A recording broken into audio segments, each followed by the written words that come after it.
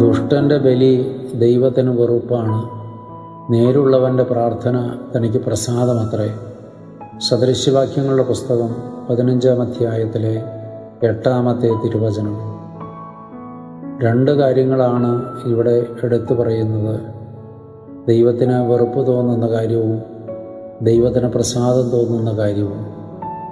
ദുഷ്ടനായ മനുഷ്യൻ, കഠിനഹൃദയൻ, നീതിബോധമില്ലാത്തവൻ ദൈവത്തിന് ബലിയർപ്പിച്ചാൽ അത് ദൈവത്തിന് വെറുപ്പാണ്.